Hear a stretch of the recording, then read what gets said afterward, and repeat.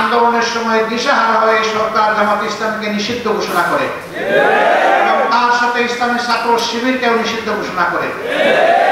অসৎ উদ্দেশ্য নিয়ে তারা এটা করেছিল যে এই সময়ে কাজ করলে জামাত ইসলাম ইসলামী ছাত্র শিবির বিক্ষোভে ফেটে পড়বে আর তারাও তাদের সর্বশক্তি নিয়ে আকাশ পাতাল সব দিক থেকে চাপায় পড়বে। আন্দোলনের গতিপথ পরিবর্তন হয়ে যাবে, ছাত্র জনতার এই আন্দোলন ব্যর্থতায় পর্যবসিত হবে। জামাত তাদের পাতা ফাঁদে পা দেয়নি। তারা রাষ্ট্রযন্ত্রকে বিকল করে অচল করে দিয়েছিলেন, রাষ্ট্রের সবগুলা সাংবিধানিক প্রতিষ্ঠান ধ্বংস করেছিলেন। এক ব্যক্তির ইশারায় রাষ্ট্রকে উঠতে হবে বসতে হবে সেই পর্যায়ে নিয়ে গিয়েছিলেন। একটা দল ছাড়া সকল দলের অস্তিত্ব ধ্বংস করার জন্য উঠে পড়ে লেগেছিলেন। এক এক করে প্রিয় সংগঠন 11 জন শীর্ষ দায়িত্বশীলকে হারালো। এরপরে আপনারা লক্ষ্য করেছেন পরবর্তী বছরের মাঝামাঝি এসে বাংলাদেশ জামাতে ইসলামের উপর আঘাত দেওয়া হয়েছে অত্যন্ত মিথ্যা এবং খোলা অজুহাতে। জামাত ইসলামের তৎকালীন আমির, নায়েবে আমির এবং তাদেরকে অপবাদ দেওয়া হলো তারা ধর্মের অবমাননা করেছেন। এরপরে তাদের বিরুদ্ধে আরো মিথ্যা অভিযোগ, জঘন্য অভিযোগ আনা হলো 71 সালকে কেন্দ্র করে এবং সাজানো পাতানো মিথ্যা অভিযোগ ট্রাইব্যুনাল করে মিথ্যা সাক্ষী জোগাড় করে তারা বিচারের নামে চরম প্রহসন করে এদেশের সবচেয়ে সম্মানিত, সবচেয়ে পরিচ্ছন্ন, সবচেয়ে সৎ, সবচেয়ে দক্ষ নেতৃবৃন্দকে ঠান্ডা মাথায় হত্যা করলেন। 5 জনকে ফাঁসি দেওয়া হলো, 5 জন জেলের ভিতরে মর্মান্তিক ভাবে তাদেরকে দুকে দুকে মৃত্যুর দিকে ফেলে দেওয়া হলো। আর একজন রেবের অশোভন আচরণের শিকার হয়ে হসপিটালে গিয়ে দুনিয়া থেকে বিদায় নিলেন।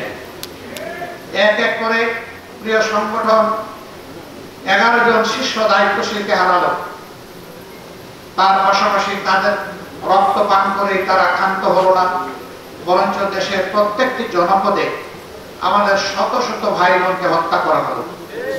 মহান মানবের দরবারে দোয়া করি আল্লাহ তাআলা এই জুলুমের শিকার হয়ে দুনিয়া থেকে বিদায় নেওয়া আমাদের সব কয়টি কলিজার টুকরা ভাই বোনকে মুহাক্কিক শহীদ হিসাবে কবুল করুন। আমিন।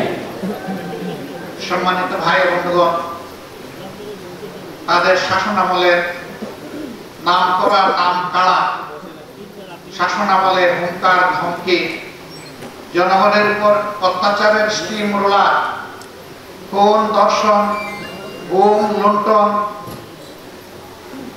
অপরাধ জগৎ তারা গড়ে তুলেছিলেন। তারা রাষ্ট্রযন্ত্রকে বিকল করে অচল করে দিয়েছিলেন, রাষ্ট্রের সবগুলা সাংবিধানিক প্রতিষ্ঠান ধ্বংস করেছিলেন।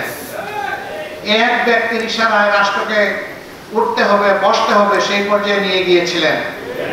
একটা দল ছাড়া সকল দলের অস্তিত্ব ধ্বংস করার জন্য উঠে পড়ে লেগেছিলেন। শুধু জামাত ইসলামী নয়, তার সাথে অন্যান্য বিরোধী দলকে আঘাত করা হয়েছে, তাদেরও নেতা কর্মীদেরকে খুন করা হয়েছে, তাদেরও নেতা কর্মীদেরকে গুম করা হয়েছে, তাদের সম্পদের উপর আঘাত দেওয়া হয়েছে। তবে ব্যতিক্রম জামাত ইসলামী 3টা দিক থেকে। প্রথম ব্যতিক্রম হচ্ছে জামাত ইসলামের শীর্ষ যে 11 জন নেতা 1, 2 ক্রমিক থেকে 11 পর্যন্ত চলে গেলেন, এই বিপদ অন্য কোন দলের জন্য আসেনি। দ্বিতীয় ব্যতিক্রম হচ্ছে একমাত্র দল যেই দলের নেতৃবৃন্দের ঘর বাড়ি ধ্বংস করার জন্য তৎকালীন জুলুমবাজ সরকার তারা বুলডোজার চালিয়েছিল। অন্য কারো ঘর বাড়ি ভাঙার জন্য তারা বুলডোজার ব্যবহার করে নাই। তৃতীয় ব্যতিক্রম হলো ছাত্র জনতা অভূতপূর্ব এই আন্দোলনের সময় দিশাহারা হয়ে সরকার জামাত ইসলামকে নিষিদ্ধ ঘোষণা করে এবং তার সাথে ইসলামী ছাত্র শিবিরকেও নিষিদ্ধ ঘোষণা করে। অসৎ উদ্দেশ্য নিয়ে তারা এটা করেছিল যে এই সময়ে কাজ করলে জামাত ইসলাম ইসলামী ছাত্র শিবির বিক্ষোভে ফেটে পড়বে আর তারাও তাদের সর্বশক্তি নিয়ে আকাশ পাতাল সব দিক থেকে চাপায় পড়বে। আন্দোলনের গতিপথ পরিবর্তন হয়ে যাবে, ছাত্র জনতার এই আন্দোলন ব্যর্থতায় পর্যবসিত হবে।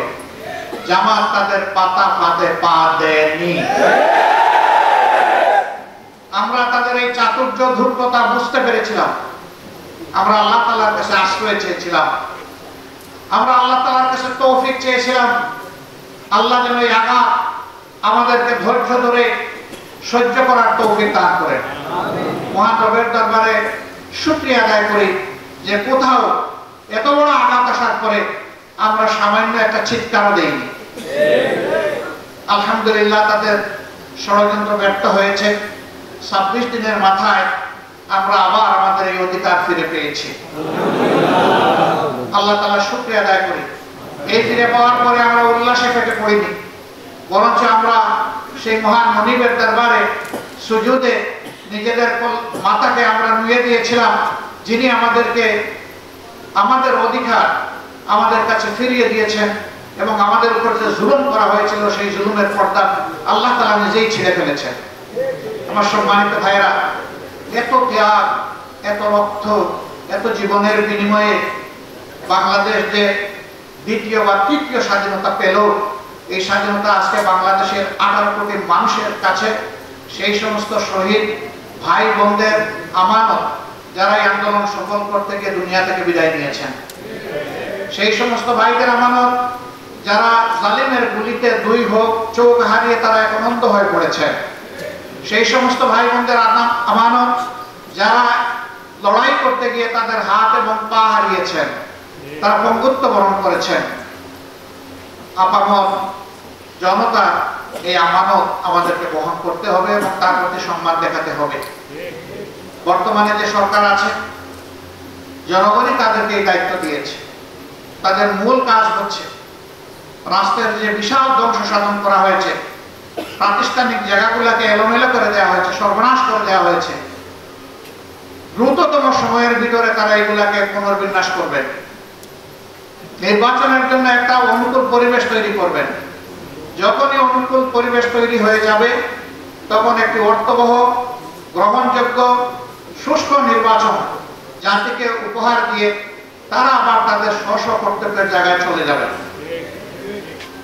আমরা সেই দিনের অপেক্ষায় আছি। আমরা তাদেরকে সংগত সময় দেওয়ার পক্ষে।